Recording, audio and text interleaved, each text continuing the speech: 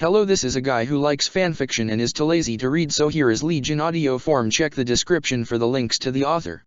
Chapter 56, Horsebow Moon. She coughed as she wrapped herself deeper into the blanket. Out of all the days to caught a cold, Suthies said. Can't you just use your purifying flames to heal me? She asked as she looked at the pendant on her nightstand, looking comfy on a small cushion on top of her nightstand. I would if I wanted to, Suthies said. Biryut? She asked before she coughed again. Suthies just giggled. I have my purposes, she said. I decided that I don't like that giggle, she said before she heard a knock on her door. Come in, she said as she recognized the pattern of the knock. Sorry for the intrusion, but I brought food, Your Grace, she said as he emerged from the door, carrying a silver tray. The scent of corn and chicken wafted in the room, filling the room of the delicious aroma of the food as well as the scent of a fresh baked bread with a hint of butter and cheese. Her stomach grumbled as it demands her to feed it with whatever she have made. That smells delightful, she noted. Really? She asked with a smile on his face. Not to brag, but this here is my specialty, he said. Really? She asked as she sat up. She is already by her side as she slowly sat up. Careful. Now, he said as he helped her up while he put a pillow behind her back. Is it comfortable? She asked. Yes, she said before she coughed again. It's just a cold, she stated as she saw the way Shay's eyebrow furrowed and worry and fear colored his eyes. I will be fine, she said as she reached out to touch his cheek. All right, she said as she started caressing it in an attempt to calm him down. Her poor night have been in a state of panic and tinge of desperation to make her feel better since this morning, and out of pity for her purple-haired knight, Alois, Seath, and Shamir agreed to delay their trip to Almira indefinitely, or at least until she felt better. Shay merely hummed in response before he grabbed her hand and kissed it. I know, he said as he nuzzled her hand, but a cold can be fatal sometimes, Shay said. You are worrying too much, she said softly. I will get better, she said. Plus, I wouldn't even have a damn cold if Suthies just use her purifying flames to heal me, she said as she shot sidelong glance at Suthies. Suthies just giggled. Well, the lizard might just be too lazy to heal you, girly, Arvel said. Might be, she said as Shay let go of her hand and walks towards the where he put her food on. Say what you two will, but I have my reasons to withhold my purifying flames, Suthies said. I smell something fishy, Arvel said. It might be just you, Epimens, Suthies said. How dare you? Arvel gasped as the pocket watch on hanging on Shay's waist shakes while a cloud of purple clouds emits from it. I'm only stating facts. No need to be defensive about it, Suthies said. Here, Shay said as he put the small table before her while ignoring Suthies and Arvel's argument and focused solely on her. Eat up, Your Grace, he said. This certainly looks good, she said as she looked at the food before her. Thank you, Shay said. And you made all of these by yourself? She asked. Color me impress, she said as she went to grab the spoon. Shay stood up and stretched his arms up. Enjoy, he said as he starts to walk towards the door. Where are you going? She asked. To the library, Shay said. I'm going to look for another book, he said. Going for the 4th book of the Daring Adventure of Sir Gawain series? She asked before biting into the bread. She moaned in delight as the taste of butter and cheese exploded on her tongue after her teeth sank into the crispy crust and into the soft crumbs of the bread. How did you know? Shay asked. She recalled that Shay have taken a liking to a novel about lost cities, treasures, and adventure with a side of romance. Now that she thought about it, Shay seems to be quite an archaeological nerd. If one would wander in his room, which she does always, one would see various artifacts from the time of yore. When, how, and where he found them exactly is none of her concern, since she enjoyed looking at all the maps, all the artifacts he have collected all those years, and the journals he have written about his findings of some lost treasures. You love that kind of stuff, she stated. You noticed, Shay said. It hard not to, she said. Your room is littered with artifacts and maps, she said. Oh, that, Shay said as he scratched his head. I like looking at them too, she said. They are all so peculiar looking and pretty, she said. Shay smiled at her. Really? He asked. Yes, she said, but I hoped it wasn't stolen, she said. They aren't, Shay said. When did you get them? She asked. Before I joined up with Berling's mercenary, the group I was running with at the time was mercenaries that was frequently hired by some treasure hunters, Shay said. We went to an excavation site somewhere in Almira on the last job we did, he said. Last? She asked. That mercenary group was wiped out, Shay said. What happened? She asked. We were attacked by some unknown creatures during the expedition, Shay said. I'll tell you some other time, he said. Sure, she said. I can't wait to hear about all the stories you have during your time as a mercenary, she said.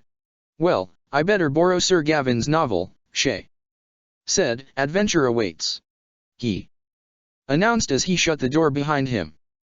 She just giggled softly at his antics while she shakes her head at him. And a feast awaits me, she muttered as she ate the soup. The sweet taste of the corn and savory taste of the chicken which she can concure that Shay have marinated for hours in several spices danced inside her mouth, waltzing around her taste buds in perfect harmony, and silky and creamy texture of the soup made the dance of the flavors even more tantalizing, making her crave more. He is a great cook, Suthies said. Yeah, she said after swallowing. Hurts my womanly pride a lot, she said. That he is, Suthies said with a giggle. Maybe I should polish my skill in the kitchen, she said. When it comes to the battle in the kitchen, it seems like our brave and gallant knight prevails over the archbishop, Suthies said. That he did, she said, but we can't let him win, right, Suthies she said. You bet we can't, Suthies said. She laughed before she turned her attention to her food. And Sir Garvin quoth, Shay said as he read the fourth installment of Sir Gavin's adventures. Hark, foolish knave. Hark, whereforth shall I perish here, thou searches would be naught but a distant dreams of riches and fame. For the lost city of legends shall be naught but a legend told by the hearsays and brute. Wherefore, it is only thyself that hast know it of such wellspring, he said. She wrapped herself around him and used his stomach as a pillow while wrapping her arms around his waist and hooking her leg around his before she sigh in contentment at the close proximity of the man she adore and love. Laying in bed and enjoying his company is better than she could have hoped for. Shay have been busy lately and he have been away from the monastery more often in these past month. Your Grace, Shay called out, putting the book down. She scooted closer to him. Yes, she asked. I, Shay said. Yes, she asked, encouraging him to continue. I'm sorry about today, Shay said. I didn't know that it's your birthday, he said. It's all right, she said. You have been busy these past months fighting, patrolling, and helping around, she said as she wrapped herself even closer to him. But still, Shay said, if I have known then I would have bought you something, he said. No need, she said. You already given what I want, she said. Huh? Shay asked, clearly confused. I get to have you all to myself today, she said. That simple? Shay asked. Surely, I could have given you something better, he said. Sure, she wanted more from him but she don't want to scare him. So, she would have to settle with what he can give to her, even if she wanted more from him. No, this is more than I could ever ask for, she said, considering that I have to wait patiently for everyone to finish with you before I get to have you to myself, but even then, I usually have such a limited and short time with you before everyone started needing you again, she said. Sorry about that, Shay said. No, she said, I understand that you just wanted to be of use around the monastery, but, she said as she closed her eyes. But, Shay asked. I just tend to miss you, she said, too quickly if I might add, she said. I'm only away for days or weeks, Shay said, and I wasn't even going away from the monastery that much, he said. I know, she said, but I can't help it, she said, even if you spend time with me before you go about your day or before you leave, she said, it still wasn't enough, she said, I want more and more time with you, she said, I don't mean to be needy or clingy but I can't help it, she said, so this is more than enough for me, she said. Shay didn't say anything as he started playing with her hair. I didn't know that you are that attached to me, he said. I didn't know either, she said. I didn't expect you to admit it, Shay said with a soft laugh. What? She asked, lifting her head to meet his eyes. You expect me to deny it? She asked. Yes, Shay said. Disappointed? She asked as she climbed on top of him, pushing him on his back so he is fully laying down on her bed. Feeling better already? Shay asked as she straddles him. A little, she said as she lay on top of him, listening to the beat of his heart before yawning. Something about the steady beat of his heart seems to lull her sleep, like a lullaby of sort, and combining that with the comforting warmth that she have grown to love, falling into the arms of slumber seems more enticing than ever, knowing that she is safe and warm from the world and from all its dangers and cares. Sleepy? Shay asked as he rubs her back softly. She nods as a response. Shay adjusted, so he is laying on his side and in turn making her lay on side as well, arms still wrapping her in his embrace, trapping her in a cage where she felt more free than anywhere else, a cage where she never wanted to escape from. She felt Shay pressing his forehead on hers, making her open her eyes to meet sleepy purple orbs looking back at her softly and adoringly. She smiled upon seeing those eyes softening into an affectionate light. What? She asked as she wrapped him in her embrace again, clinging to him as though she would never let him go. No wonder everyone thought we are a couple, Shay said with a drowsy but amused smile. And? She asked, not really minding that everyone thought they are lovers. In fact, she revered in the fact that they all thought that Shay is hers and she is his. Never once have she revered the thought of someone calling her theirs, but with Shay, she found that she so desperately desired for him to call her his. It's just that, Shay said before yawning. She blows into his mouth, making him close it abruptly, and gave her a drowsy glare before he covered his mouth with his hand and yawn. What? She asked. Nothing, Shay said, I just thought that it might destroy your future prospect of marriage, he said. Does destroying the prospect of getting married someday meant that you'll always be with me? She asked. I'll always be by your side even if you get married, Shay said. After all, seeing you happy with someone you love is the wish I so desperately wanted to come into fruition, he said. And why is that? She asked. Because seeing you smiling, hearing you laugh and seeing you happy is my greatest pleasure in life, Shay said softly. She hummed in response, feeling her eyelids getting heavier and heavier as sleep started to claim her. Doesn't he know that she is the happiest when she is with him? Of course not. She never have the courage to tell him, she is too much of a coward to tell him, she is too afraid to lose him or to confirm that her feelings were not reciprocated by the one person she so desperately wanted to be loved by. She is sure the heartbreak would drive her into madness. That is why hiding the intense longing and hunger for him is the best course of action, a way to keep the illusion of him reciprocating her love before he inevitably destroy the illusion someday.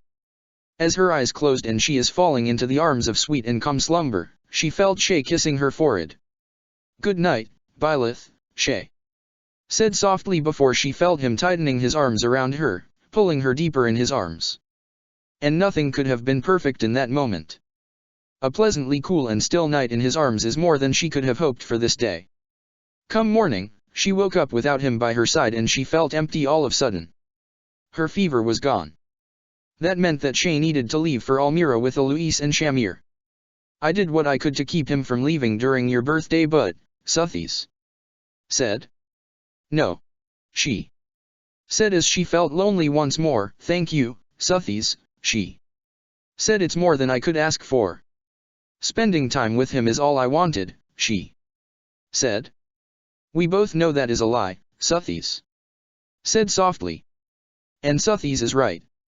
Spending time with him isn't enough anymore. As days passed, she is growing greedier. It wasn't just staying by his side anymore. It wasn't being contented seeing him each day, being contented to have him before she inevitably let go of him as soon as he find out that his feelings were reciprocated by whoever this woman that caught his heart, the one she so desperately wanted to possess. She wanted more. Not just his time, not just his admiration, not just his friendship. She wanted his love, the love that she knows belongs to someone that didn't take everything from him. The thought of him with someone else makes her chest constrict painfully and she felt sick. It's much better to lie to myself than to lose him, Suthies, she muttered.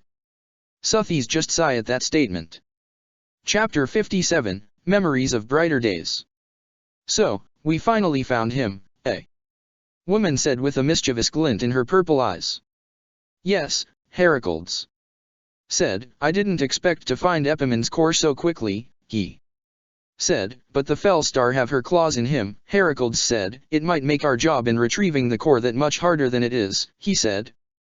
No worries, the woman said, we will find a way around it, she said. All we need is patience and timing to be able to achieve our goals, she said with a smirk. I will hold you onto your words, Heracles said. By the way, where is she? He asked. As usual, she is praying in the upper level of the palace, the woman said before she stood up. I will notify the professor about this unusual development and we will concoct a plan in preparation of retrieving Epimon's core, she said. You really like fishing, huh? Shay said as he lay down on his back beside her as she fished the day away. It kinda reminds me of my father, Byleth said before she started whistling a tune. Shay just hummed thoughtfully before he turned his gaze away from Byleth and towards the sky. He closed his eyes as he let the warm winds play with his hair and let the singing of the birds and the peaceful and tranquil air around them lull him to sleep. Screams can be heard as soldiers and mages ravage, pillage, and raid the village somewhere in the mountains near Goneril. Houses burnt to ashes as the crimson inferno consumes this once peaceful and humble village. There is still someone here. A soldier said as they entered the home. A couple passed by as they heard a woman scream from within a house, begging the soldiers to show her mercy. Go on, the man said as he led his wife to safety. But, the woman said as she heard the woman scream in pain as well as the sick laughter of those imperial soldiers. There is nothing we can do for her, the man said as he pulled his wife away and to safety. Hurry. The man said as his wife tucked a small bundle into the safety of her arms, blue eyes lighting up in worry as she looked at her son. My little boy, the man muttered softly before pulling his wife away into the nearest alley as another round of imperial soldiers appeared. Over here, the man said as he helped his wife get over the wall before something impaled her chest, making her fall down on her back, still cradling her beloved son in her arms. No. The man screamed. Maria. He shouted as he kneeled beside his wife. What do we have here, eh? Mage said as he appeared behind him alongside a group of mages, all dressed in black and doesn't seem to be from the Empire. Myson, eh? Mage said. The man called Myson started to walk over to him as he grabs his infant son in his arms in an attempt to protect him. Stay away. The man said, we are but humble farmers and we have nothing to give to you, the man said as his back hit the wall. Oh, but you do, Myson said as his dark eyes landed on the bundle in his arm. No. The man said as his eyes landed on a sword. Stay back, I'm Warniga. The man said as a dark spike impaled his stomach. Shut up, descendant of the beast, Myson said as he walks towards him and grabbed the infant from his dying arms. This boy will prove to be useful for us and for our experiment, Myson said. Let us away, he said as he walked away, leaving the father to bleed to his doom. We have much to do, he said as the infant in his arms cried as though he can sense the death of his parents. It's the summer of 1167 and boy in the tender age of 8 can be seen running along the steep slope of a hill with a cheerful and happy smile on his face as he haul a basket full of fruits and vegetables over his head and atop the hill, a humble but homely cottage just on the top of the hill, overlooking the peaceful town below. The boy smiled as he saw smokes coming out of the chimney of his home, making his little feet run faster as he thought of all the delicious food his mother have made for them to share this warm and wonderful summer day. The boy catches his breath first before he continue his journey back to his home with a smile adorning his face. "Welcome home, my sweet grape, a woman with brown hair greeted him as soon he opened the door. "Mom," the boy called happily as he runs towards the older woman. "I'm home," he said, "and I brought you gifts from the harvest festival," the boy said as he showed his mother the basket over his head. "This year's bounty is quite exceptional indeed," the woman said. The boy said rather confused. "What does exceptional means, mother?" he asked. "It meant that it is a rare happening, my little grape," the woman said as she reached out to take the basket from the little boy. The little boy took the basket away from his mother's reach with a shake of his head. "I'll put it somewhere, mother," the little boy said as he walks towards the table. "No need for you lift something this heavy," he said, "I can handle it," the little boy said proudly as he puffed his tiny chest out in pride. "Of course, you can," the woman said with a giggle as she watched her son struggle trying to put the basket on their table. "But for now," the woman said as he took the basket from his tiny hands effortlessly before putting it on the table, receiving a cute little pout from the purple-haired boy. "Now, don't look at me like that, my dearest," the woman said with a soft laugh. "But," the little boy said as he crossed his arms across his chest. "Don't fret, my dearest," the woman said. "Someday soon," she said, "you will grow up to be a strong and strapping young man," the woman said as she pinched the boy's chubby cheek. "Really?" the little boy asked. "Of course," the woman said with a movement of her fist. The little boy just smiled at his beloved mother and nods. "Just you wait, mother," he said. "You'll see," the little boy said. "Someday I'll be strong enough to be able to carry a lot of things for you someday," he said proudly. "I'll be looking forward to it, my dearest," the woman said. As the sun rises in the small village nestled in the mountains in Ordolia, a little boy awoke as the sky just about turned into a pretty shade of violet and crimson. A small yawn escaped a little boy's mouth as he arose from his peaceful slumber. He can hear the birds chirping from the outside, greeting the new day, and the sounds of the chicken waking up the sleepy town. "Right," the boy muttered as he wiped the sleep away from his purple eyes and started to rise as gently and quietly as possible as to not to wake his beloved mother. "While mother is still asleep," he muttered as he tiptoed around his room, slowly grabbing his belongings. "I guess that weird man is waiting for me," the little boy muttered. "We have to continue with our sword training," the little boy muttered before he remembered something. "Right," he muttered. "Brush my teeth and wash my face," the little boy said before he headed to the washroom to wash himself and make himself at least presentable towards this. What is he called again? Never mind. All he have to do is pick up a few pointers in using a weapon as a form of self-defense, and that is all. Plus, the man isn't actually going to stay in his hometown that long since, what is it again? Oh, right. He and his son need to be someplace else, and they are only here for a while, and he have make the most of it since the man seems well versed when it comes to weapon. "You're here again, huh?" the mountain of a man said in amusement as the boy happened upon him fishing in a nearby pond.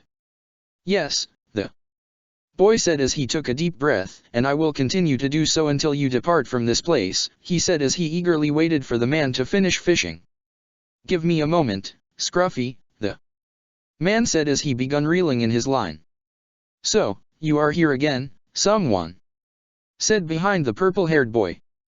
"Obviously," the purple-haired boy said before turning around to meet the indigo eyes of a boy around his age. "I have to learn as much as I can in wielding a weapon for self-defense," he said. "And your father is a great way to learn all kind of stuff," the little boy said, "from hunting to gathering to weapon wielding to a lot of things," he said. The little boy could have sworn that he heard a chuckle from older man behind him. Really? The dark teal-headed boy asked as he tilts his head with his fist on his cheek as though he is contemplating his statement about his father. Come on, boy, the man said as he grabbed him by the scruff of his tunic and carry him away towards their usual training ground. I hope you remember how to use a lance still, Scruffy, he said. Of course. The little boy said enthusiastically. I don't forget things that easy, he said. We'll see, Scruffy, the man said. We'll see, he said. The man's son followed suit, and they spent the day training. The little boy winced in pain as he touched the tender spot on his side. He don't have to hit so hard, he muttered as he grabs his wooden lance. Still sore? The other boy asked as he appeared behind him. The purple-haired boy jumped up in surprise before wincing once more. You really should stop doing that, he said. It wasn't my fault since I have been calling you, the other boy said. You didn't hear me, he stated. Well, my apologies, the purple-haired boy said. I was too busy tending to the bruise on my left side, he said. The other boy crouched down beside him and observed the dark purple bruise that blossomed on his skin. Here, he said as he put his hand over the bruise. Let me try something, the other boy said before he closed his eyes and light magic seems to envelope his hand and the bruise on his side. I guess that is that, the other boy said with a nod. Yeah, the purple-haired boy said. I say you did a good job healing it, he said. Thank you, the other boy said. Well, with that said and done, the purple-haired boy said, we better head back to your dad, he said as he gave his hand to help him up. Right, the other boy said. You are not much for words, huh? The purple-haired boy said as they navigate through the forest. I just like listening to others, the other boy said. Strangers tells interesting stories and what good it is if I interrupted them, he asked.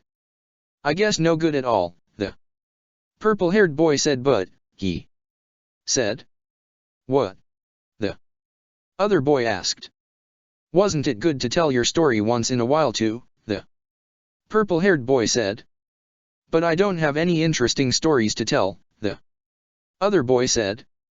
But what if no one is interested to any stories I have to tell? The other boy asked. Then, they are just dumb, the purple-haired boy said. I mean, who wouldn't want to listen to the stories of your travels and the interesting places you've been in? He asked as he put both his hand behind his head. Then, the other boy said, would you listen to any stories I will tell you? He asked. Of course. The purple-haired boy said. A small smile appeared on his companion's face, but the purple-haired boy remained oblivious to the fact. Say, the other boy called out to the purple-haired boy. The purple-haired boy hummed in acknowledgement. I think we are lost, the other boy stated. I know that, the purple-haired boy said. Chapter 58, Memories of Despair. There you are, the purple-haired boy said as soon as he arrived at the clearing, ready to go. He asked to the other boy. What is happening today?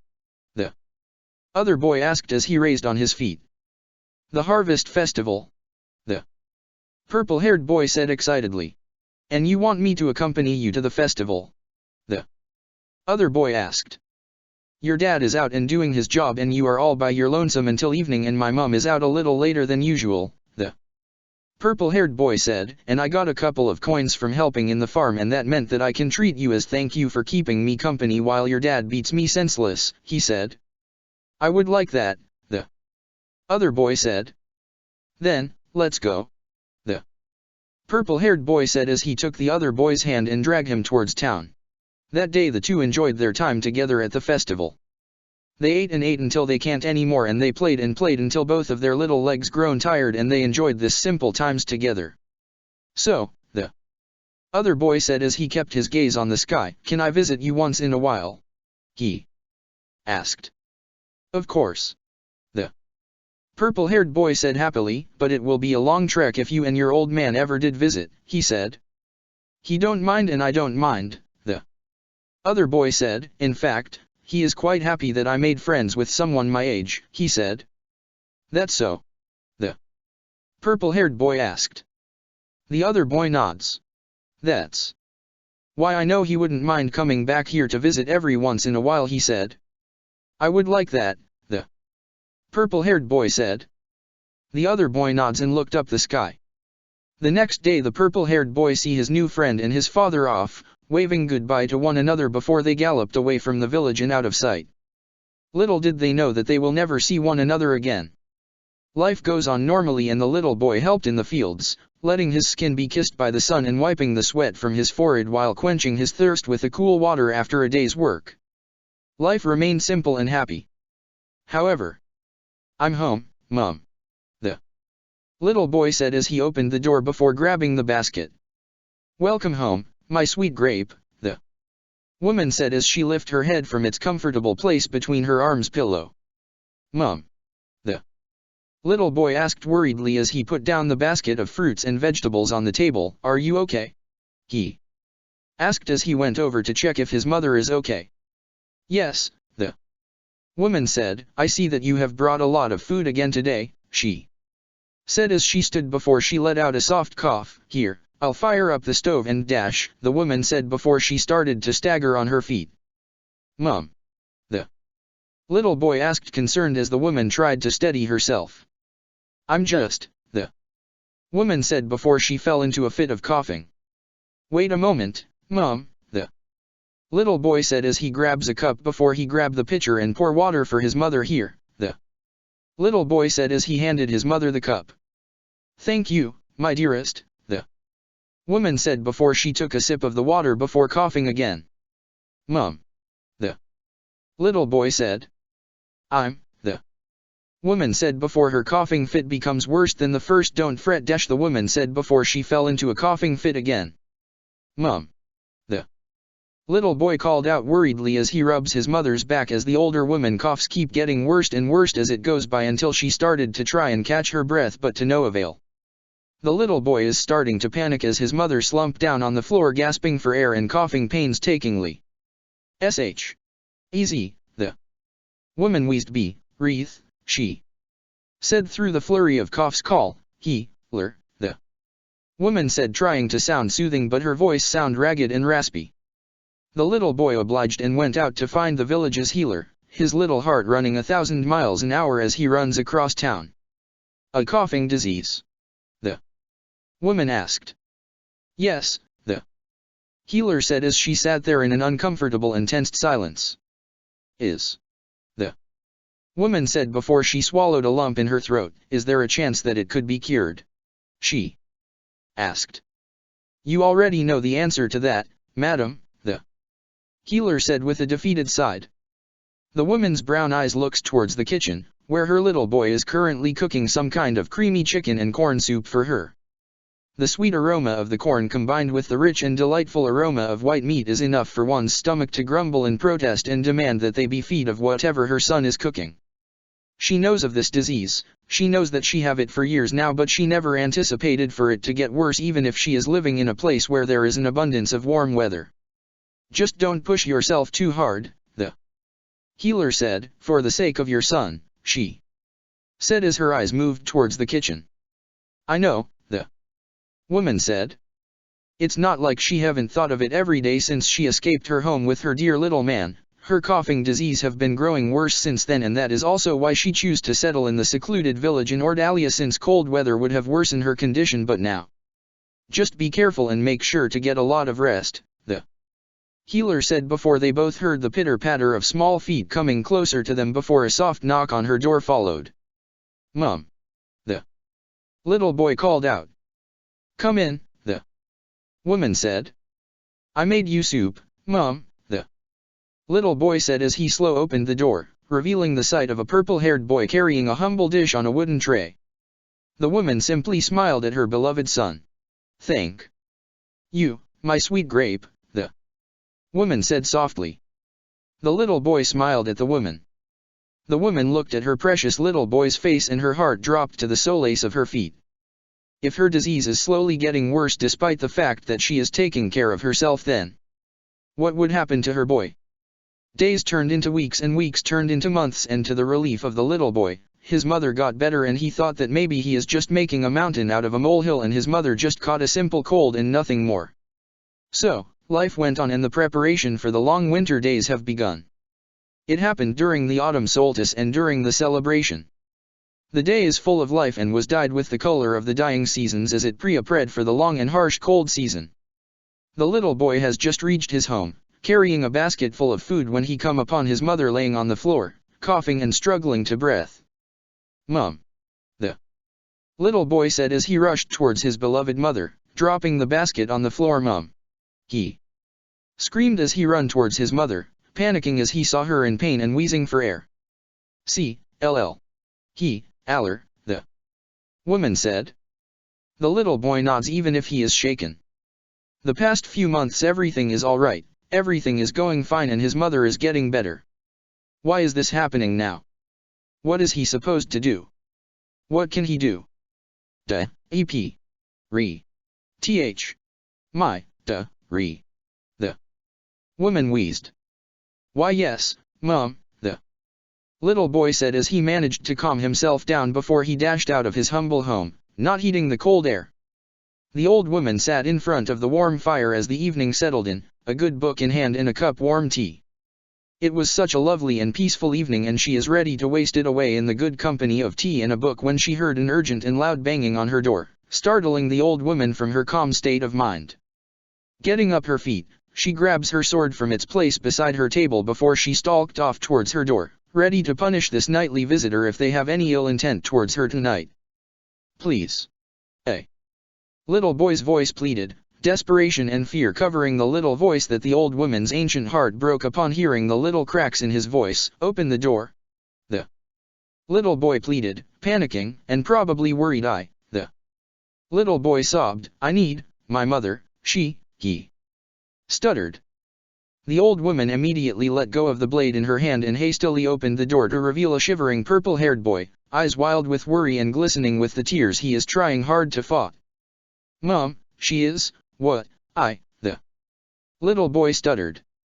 "Calm down, dearie," the old woman said as she rubs the little boy's back to calm him down. "What happened?" she asked.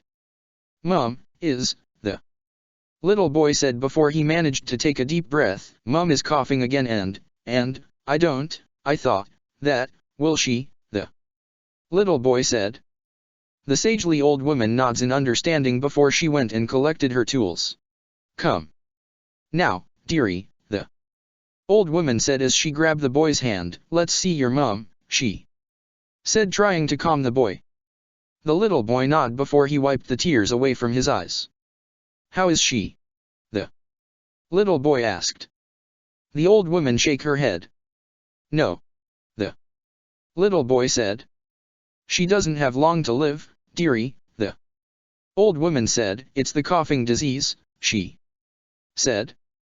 Fear and desperation have swallowed the little boy's heart. "Surely, it can be cured, right?"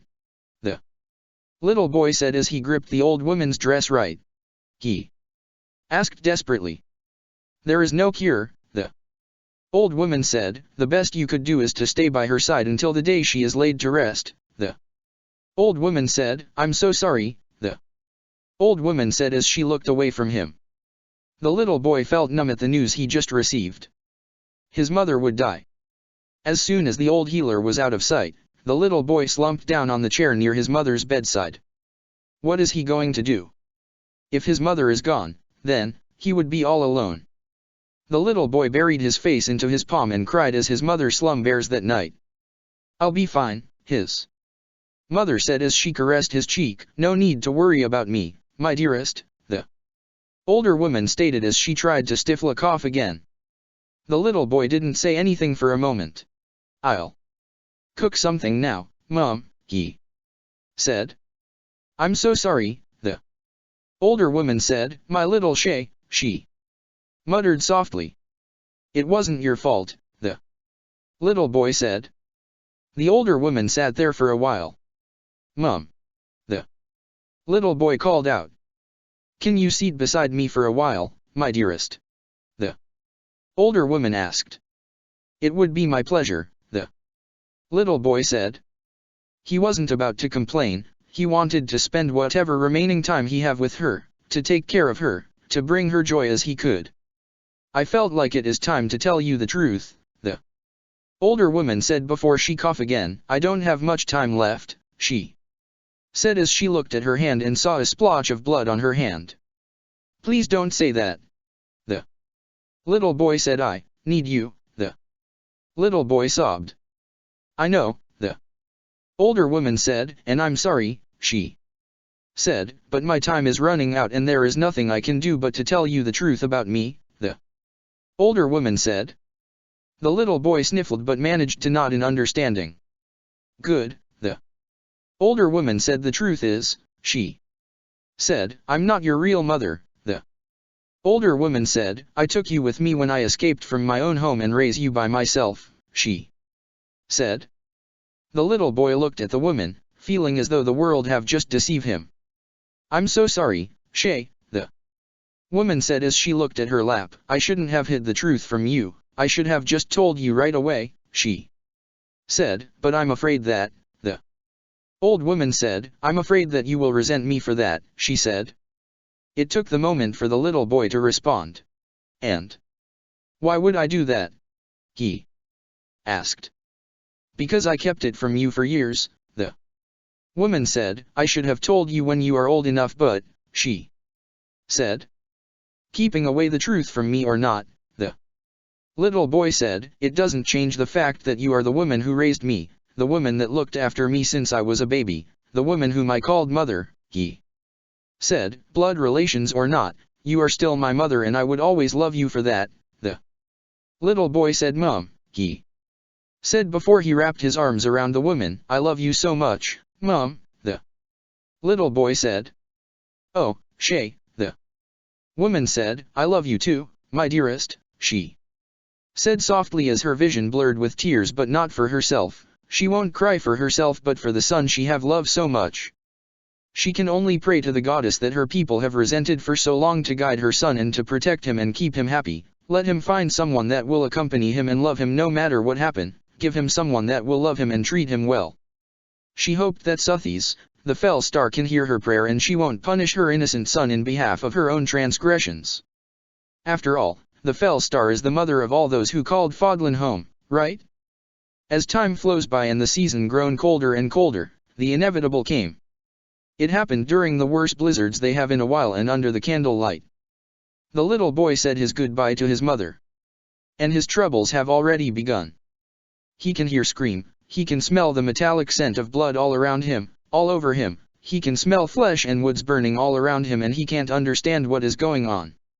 He opened his eyes and saw his home burning, the people running in panic and fear as some ruffian pillaged and burned his village.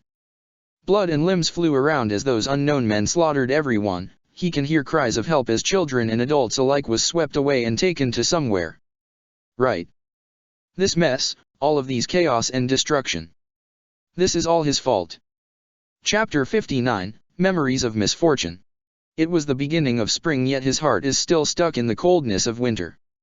Months have passed since he buried his mother, and in those months, he is still expecting to see his mother whenever he come home from work in the stables, back turned to him while she cook a scrumptious meal for both of them.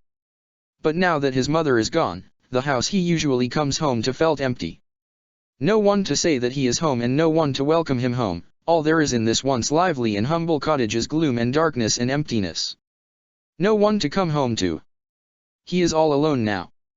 You really should take a break, child, the kindly old healer said.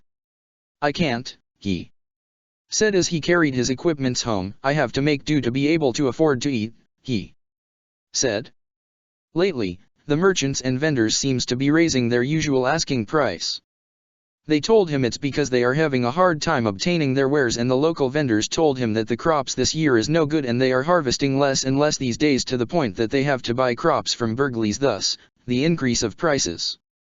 The old woman was quiet as she lights another of her cigar once more.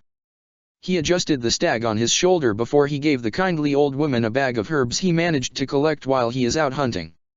Thank you, dearie, kindly old healer said. Don't mention it, madam, he said before he walked away and towards the empty husk he called home. He slowed his strides as he is nearing his home, the smoke that is usually present coming out of the chimney is absent, reminding him of the reality he is forced to accept. He took a deep breath as soon as he stopped in front of the door before he opened it. I'm home, he announced to the empty home, expecting to hear his mother's gentle and soothing voice, but he is met with silence and the darkness of the house. He heaved a heavy sigh as he walked towards the back door, adjusting the stag on his shoulder before opening the door to be met with the crimson and purple sky as the sun started to set.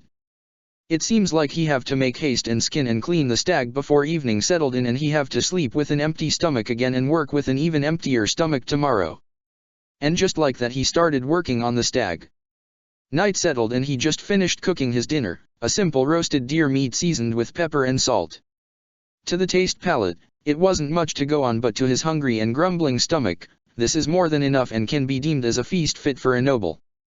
The meal would have tasted better if he weren't so alone and wallowing in his own grief. And so he continued eating in silence as the thought of his mother consumed his mind, and once again, sadness begun wrapping him in its cold embrace as the memories of his mother invaded his mind once more. He truly misses her.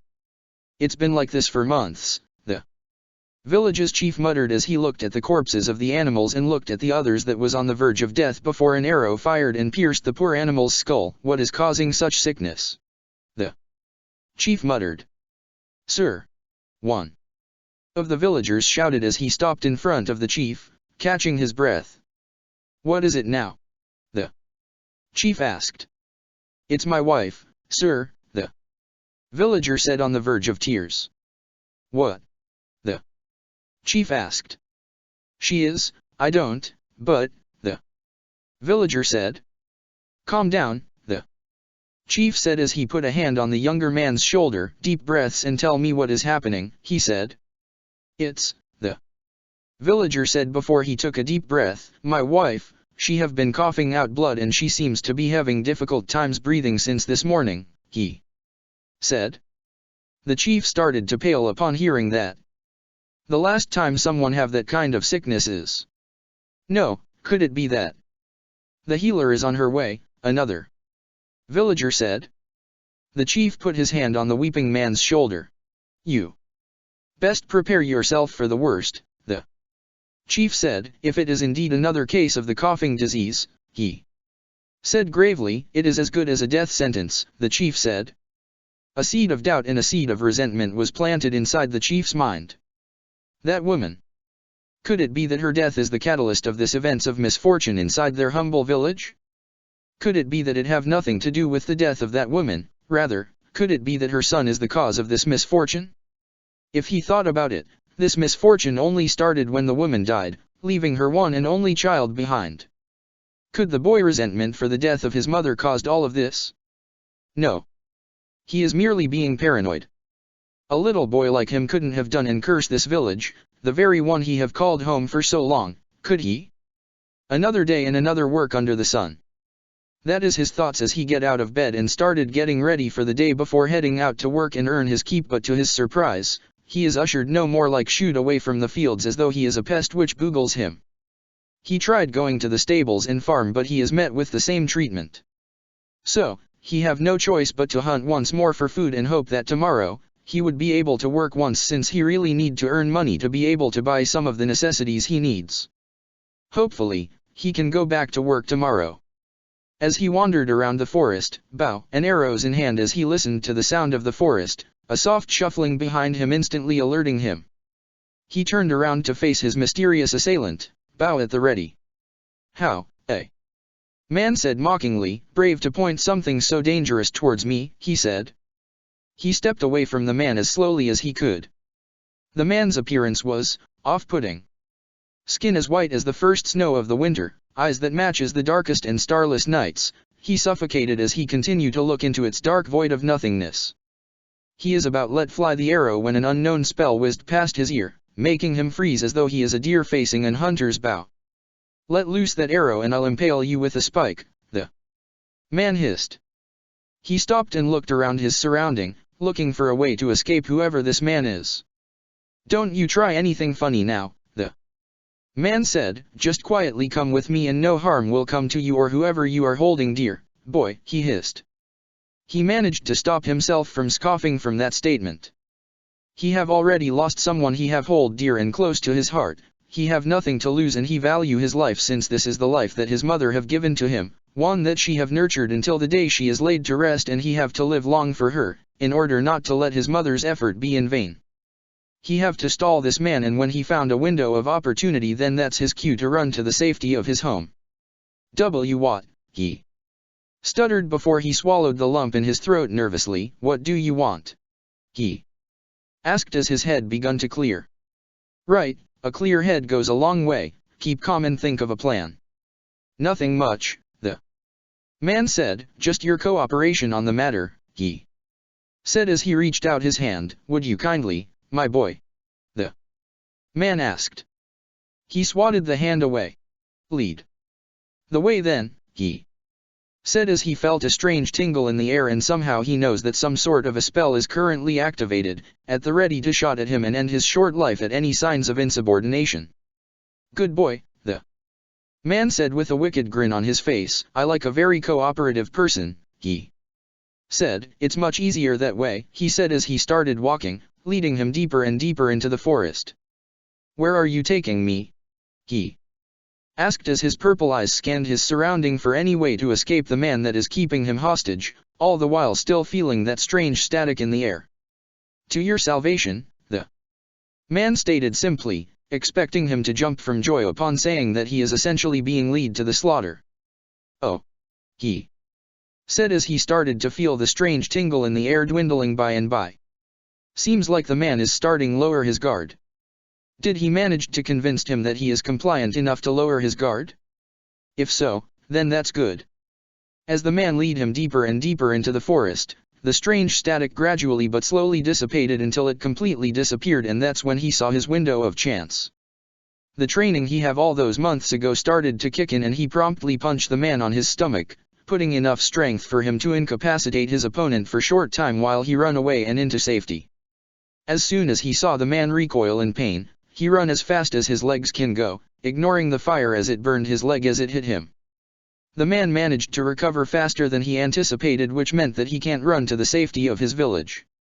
He is trying to concoct an idea as he run through the thicket before he remembered that he still have his bows and arrows in hand and he is surrounded by the forest and he knows these lands like the back of his hand and his pursuer does not. An idea hit him and he hoped that this would work. Damn, brat, the man muttered as he stopped in his track to catch his breath, I don't care what Myson or even Thales says, he hissed, I'll chop that kid real good and send his sorry and pathetic remains to his mama, the man said as he looked around, searching for his target and oblivious to the boy aiming his arrow towards him, perched on the safety of his spot on the tree. He took a deep breath as he aimed towards the man before holding his breath and steadied his arms. It was only a brief second but their eyes meet and he instantly let fly his arrow just as the man managed to cast a spell, letting the dark ball fly towards him, hitting the branch he is perching on. He spiraled down to the ground with a loud thud, knocking the breath out of him as he landed on his back. It took him a minute to catch his breath, anticipating the moment of his death, but to his surprise no grown man wielding a weapon appeared before him or even a spell, and he is confused by that. Is this not the perfect opportunity to knock him out or kill him? His answer was answered as soon as he saw the man convulsing on the ground. He steeled himself and limped towards the man, and to his horror, he saw an arrow lodge in his neck. The man keeps choking in his own blood as he clawed at his neck and chest, trying to produce air. Their eyes met once more, empty black voids seems to sneer at him, mocking him for not having the ability to finish him quickly. The man gave him a bloody and sick grin as he draws his dagger, offering a quick mercy for his plight. His hands shook as he raised his dagger, he took a deep breath as he emptied his mind and think of the man as a dying doe, it's much easier that way. With one last condescending grin from the man, he brought down his dagger and drive it into the man's chest. Black mist swirl around them before it dissipated and the man is no more. He looked at the corpse as he hyperventilate before he felt his stomach churn and what little breakfast he have surfacing, making him throw up. This. He killed and skinned animals before, but a person? That is a different story, and it made him sick, but nothing can be done now. He already tainted his hands with blood. Chapter 60, memories of hatred. That night, he wrapped himself in his blanket, in order to feel safe and warm once more.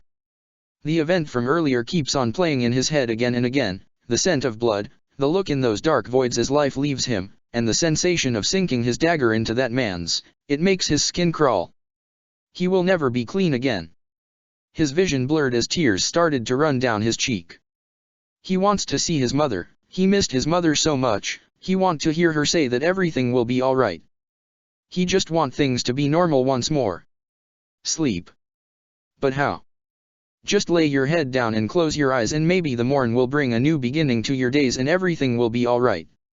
Will things be alright? Yes, things will be alright.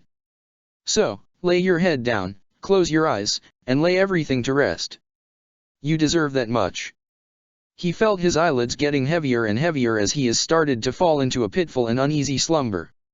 Yes, everything will be alright tomorrow. That's right.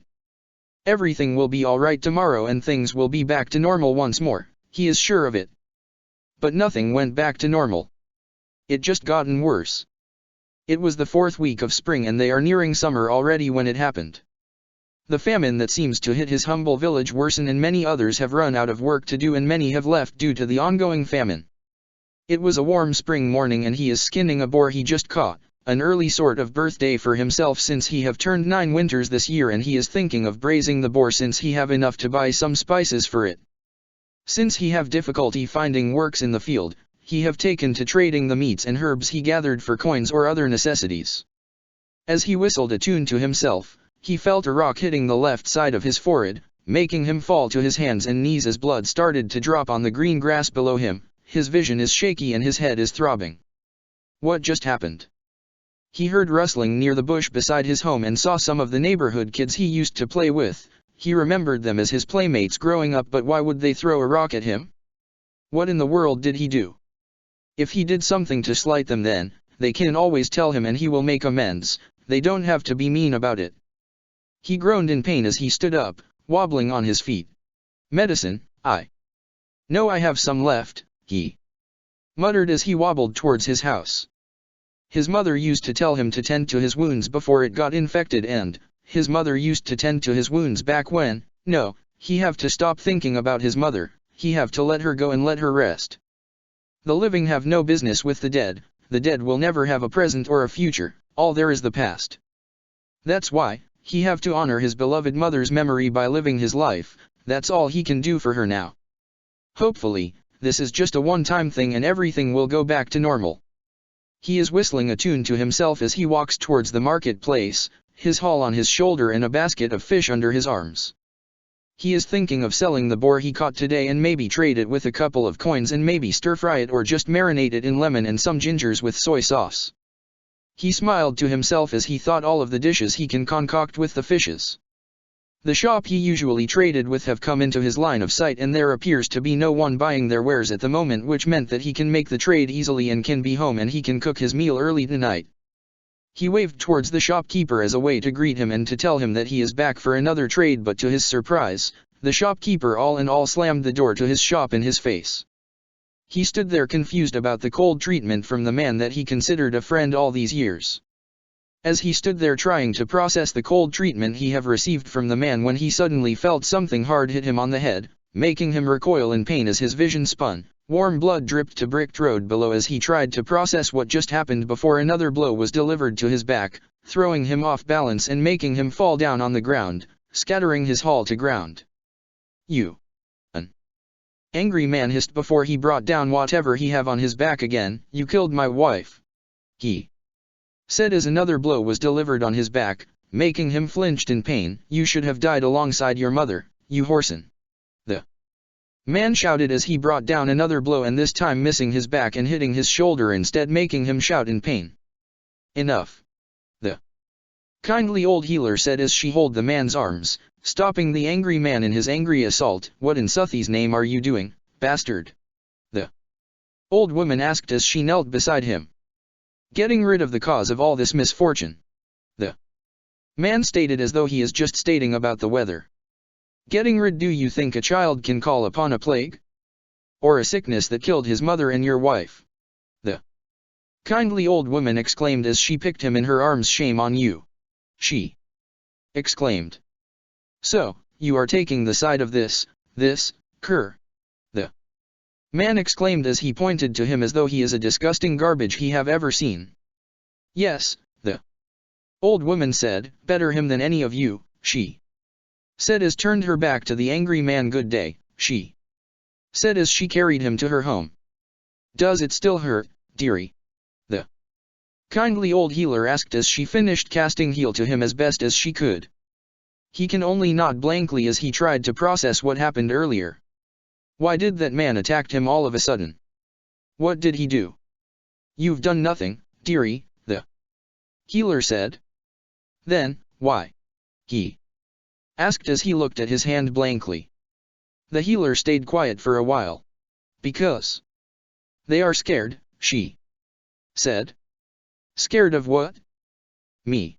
He asked in disbelief. The healer shakes her head.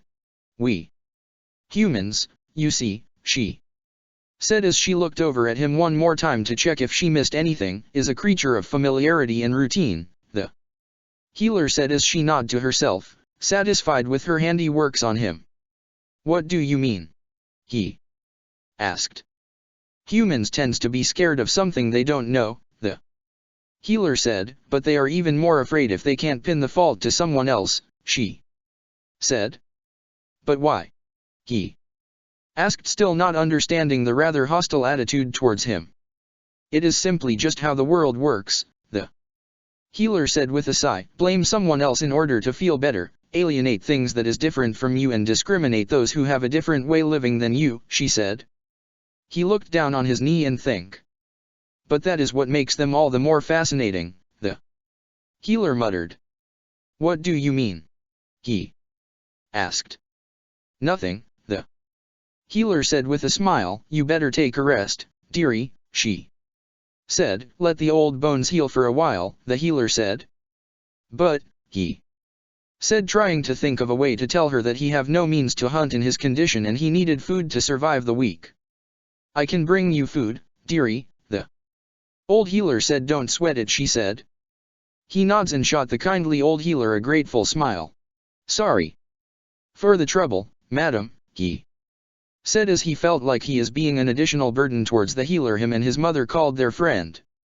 No trouble at all, dearie, the kindly old healer. It would be my pleasure, she said. He nods at the old woman before he stood up and limped towards the door. Thank you, he said as he opened the door. I will repay you for this someday, he said with a toothy smile. The old woman smiled at him. And he meant every words. He will repay her kindness someday. However, the village's chief gripped his head as he watched his wife take her last breath, painfully and weakly as she coughed and coughed until she ruptured her own lungs in her feeble and futile attempt to fill her lungs with the much-needed air it requires to function. Why is this happening? Why is this happening? The old healer shakes her head in mourning as the chief's wife. She is gone, the healer proclaimed as she closed the eyes of the dead woman and graciously wiped the blood on her mouth to at least let her have a more dignified appearance in lieu of her brutal and merciless death. The chief's ears are ringing as the healer started collecting her things, thinking of what kind of food will Minerva's little boy would be bringing on the table tonight, and she is thinking on what kind of dish she should prepare whatever meat the boy have caught for them. She thought that little Shay is quite a handful since from all the years she have known the boy, Shay is actually quite energetic. It reminds her of an overeager puppy actually, but Shay is anything but a handful. He is actually quite a sweetheart now that she thought about it, a very sweet and overeager puppy, and it wasn't hard to love him since he is so eager and happy to please those he consider his family. She is actually very happy for whoever that will eventually gain his heart someday. Since she knows that whoever it is that get to hold the boy's heart in their hands will never be left wanting for love and affection in all of their days, which made the ever-growing hostile treatment of the villagers towards the boy all the more jarring and heartbreaking, watching the boy trying his best to make amends to a fault that wasn't even his, and the cold looks of resentment and hatred the villagers shot his way and the hateful slurs and words thrown his way can make anyone's heart break. After all, Shay doesn't deserve all of the hate that was thrown his way, all the blame that is being pinned to him. The famine, the hardships, and the coughing disease, none of it is the boy's fault. His plight is caused by nothing but a chain of misfortune, chain of coincidences, and a chain of ignorance. All Shay did is take the blame for his mother's death. All of them have already damned the boy as a murderer who have started this chain of misfortunes by killing his own mother, his beloved and dear mother whom Shay loved with all of his heart. Such a laughable reasoning, and it is cruel as it is unreasonable. Shay is just a scapegoat for them since they cannot blame themselves for the disasters that have fallen upon their home. The famine can be seen for months, but the chief ignored all signs and stole the funds and the supply for himself and for his greed, explaining the inflation of the goods in the village, and he ignored the cries of the farmers for his support to get ready for a long famine in which the chief have shrugged as nothing but the coughing disease. The coughing disease can be avoided with minimal contact with Minerva, but the disease isn't Minerva's alone. The coughing disease can either be contracted or was laying dormant inside some people, which is the case for the chief's wife. Is it the stress or the depression that triggered the disease, or was it something else? Whatever it is an unfortunate event, but blaming an innocent boy of 9 winters, that she cannot condone. I shall take my leave, she said as she finished collecting her things and as she preparing to leave the chief's house. The chief muttered. Excuse me, she asked as she turned around to face the man. And the moment she turned around, she is instantly greeted by a hit on her face, knocking her to the ground. I'll kill you, the manic man said, and I'll make that whoreson suffer, the chief said as her vision gets darker and darker. Check the description for the links to the author.